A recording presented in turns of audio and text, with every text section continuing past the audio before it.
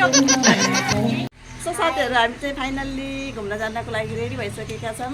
हामी कहाँ जानु थालेको लुम्बिनी ल हामी लुम्बिनी जान्छौँ। लुम्बिनीको सम्पूर्ण दृश्यहरू तपाईँहरूलाई देखाउनेछौँ। हामी चाहिँ यहाँ गाडीलाई कोरिराखेका छौँ।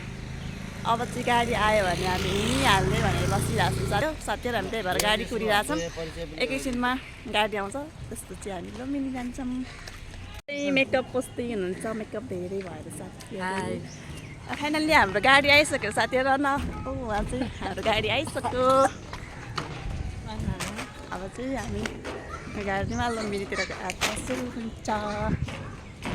सो साथीहरू हाम्रो गाडी आइसक्यो। अब चाहिँ हामी घुम्न जाने हो सीमा।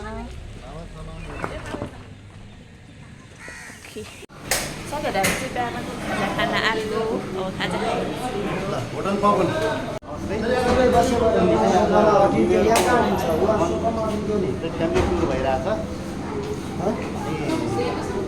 लुम्बिनी जान हिँडेको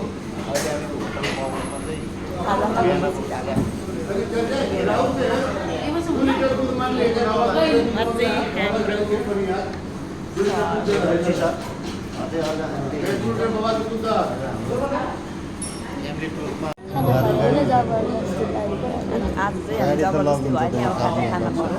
खासमा पुरी चाहिँ मलाई मन पर्दैन। यहाँ चाहिँ पुरी जेरी पुरी बाहेक अरू केही पनि आउँदैन अरे कि जेरी पुरी सेटमै आउँछ नि। जेरी पुरी सेटमै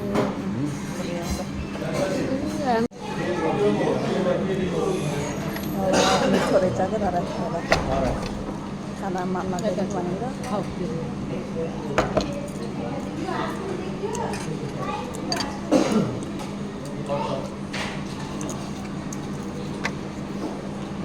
कसो छ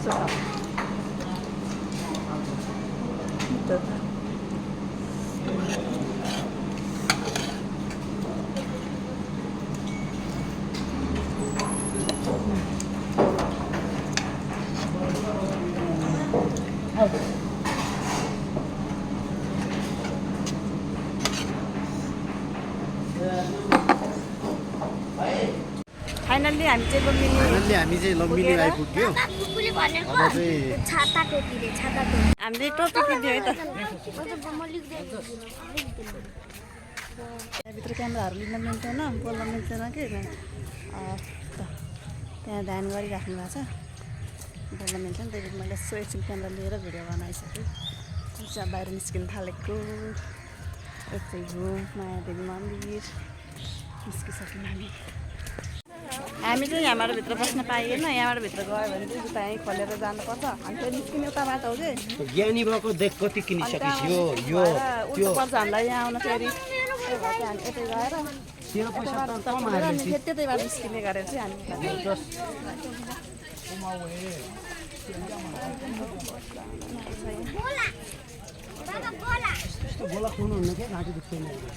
अब चाहिँ साथीहरू हामी चाहिँ गौतम बुद्ध जन्मेको ठाउँमा जाँदैछौँ। जहाँ चाहिँ गौतम बुद्ध जन्मिने बित्तिकै 7 पाइला हिँड्नुभयो भन्ने हामीले सुनिरहेछौँ।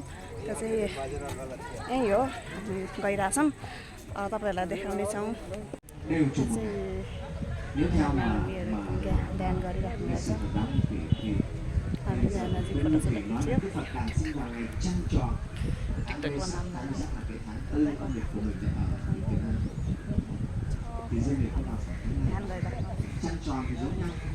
सो गाइज हामी चाहिँ भित्र गौतम बुद्ध जन्मेको ठाउँ गएर दर्शन गरेर आइसक्यौँ। भिडियो बनाउन सकिएन त्यसको लागि क्षमा प्रार्थी छौँ। हामी निस्किसक्यौँ। अब चाहिँ हामी फेरि ठाउँतिर घुम्छौँ। ओके यहाँदेखि चाहिँ हामी निस्क्यौँ।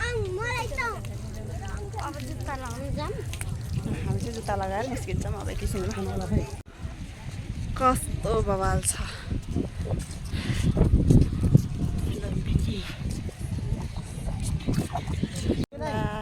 थकाइ लगाइसक्यो गाइस।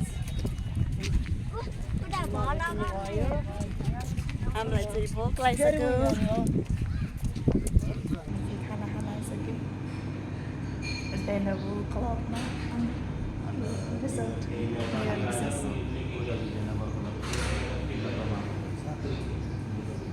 खाना चाहिँ आएको छैन भोक चाहिँ लगाइसक्यो 4 पनि बजिसक्यो खाना खाएन गाइस भोक लागेर बोल्न जाने छैन एकछिन खाना खाएर भ्लग बनाउने भन्ने कुरो छ र फाइनल्ली खाना आइसक्यो अब चाहिँ हामी खाना खान्छौँ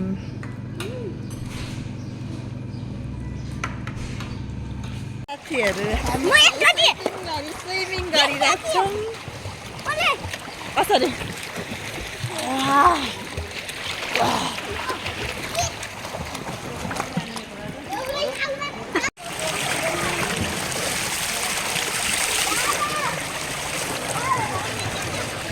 हेलो